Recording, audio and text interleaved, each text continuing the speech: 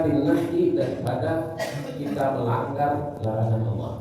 Bukan berarti melanggar larangan Allah itu boleh, tidak. Tetap tidak boleh. Tetapi tidak mengerjakan perintah itu lebih besar dosanya. Ada satu perintah Allah itu dosanya lebih besar. Orang yang tak mau menjalankan tidak mau menjalankan sholat umpamanya, dosanya lebih besar daripada orang yang melakukan zina. Itu menurut pendapat para ulama.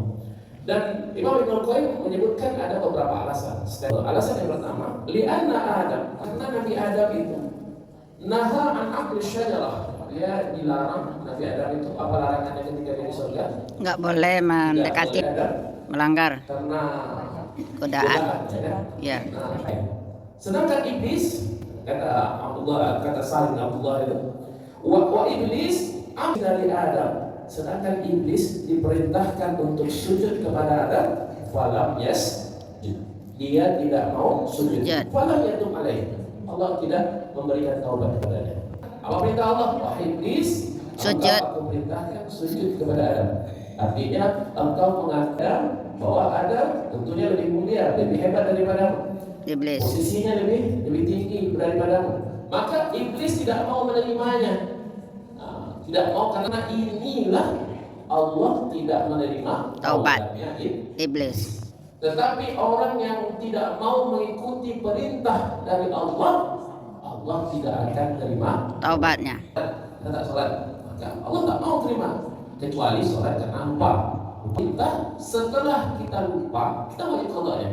Sholat namanya kita lupa, maka wajib kita qada. Artinya tidak gugur perintah tersebut.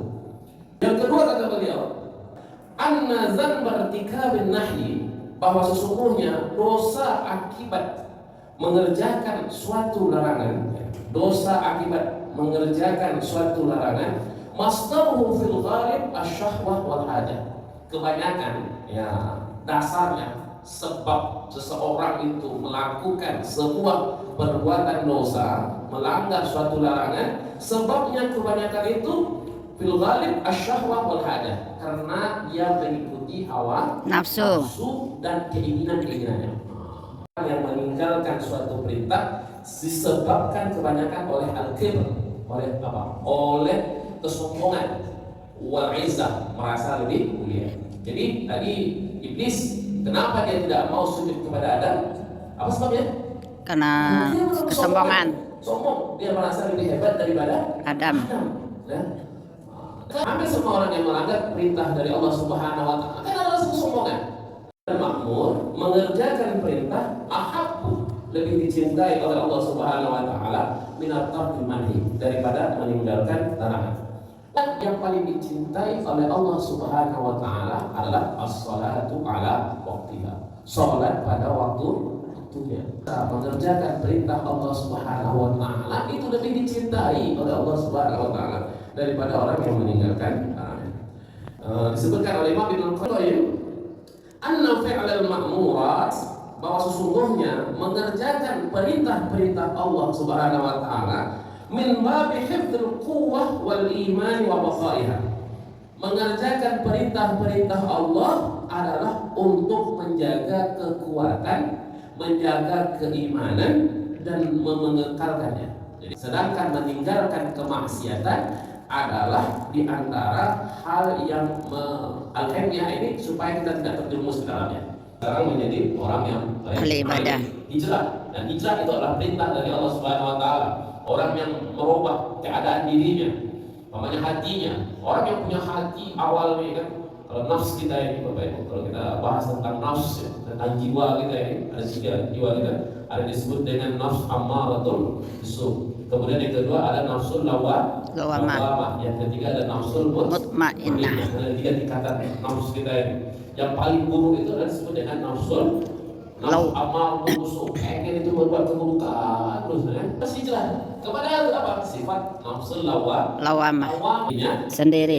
Karena melakukan dosa, nyesali terhadap kejahatan, dia bertaubat, tapi dia lakukan lagi. Tapi setidaknya ini sudah mulai hijrah, dan yang hatinya itu sudah terpaut dengan kebaikan. Allah. Ya Tuhan. Namanya inti daripada perintah itu adalah menguatkan keimanan. puasa menambah kekuatannya. Maka orang yang senantiasa mengerjakan perintah-perintah Allah, maka pada hakikatnya keimanan, kekuatan serta kedekatannya kepada Allah akan bertambah. Pada hakikatnya Allah menjaga agar dia tak terjerumus ke dalamnya. Maka fi sabilillah bi amwalihim wa anfusihim. Orang yang senantiasa berjihad di jalan Allah, maka jihad itu adalah perintah. Jihad adalah perintah. Kita berjihad di jalan Allah bi amwalihim wa anfusihim. Tak cukup dengan harta saja. Sebab hati ini hidup karena mengerjakan perintah dari Allah.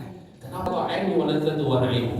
Bahwa sesungguhnya kata Imam Ibnu Qayyim, orang yang senantiasa mengerjakan perintah itu pertama menghidupkan hati. Wa ghadhahu, kemudian nutrisinya. Ibarat orang yang merasa perintah dia makanannya. Jadi karena melaksanakan perintah dari Allah. Ghadha, ya. Makanan itu ya, perhiasan hati.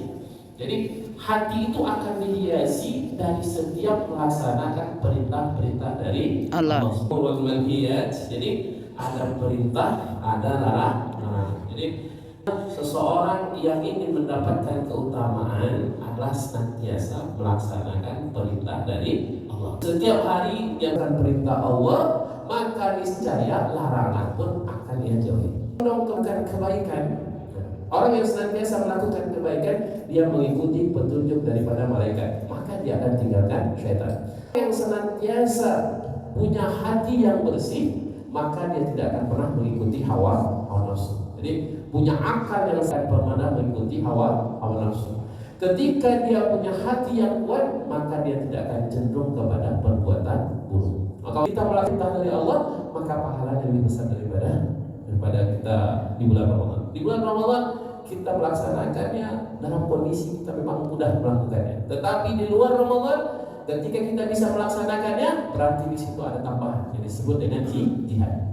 Jadi melaksanakan perintah-perintah dari Allah di luar Ramadan, ya, melaksanakan apa yang disuruh oleh Allah di luar Ramadan, itu pahalanya lebih hebat. Apa sebab? Ada jihadnya di situ. Ada semangat dari Allah, dan tentunya kita berharap dengan melaksanakan perintah dari Allah, kita menjauhi larangan-larangan Allah Subhanahu wa taala.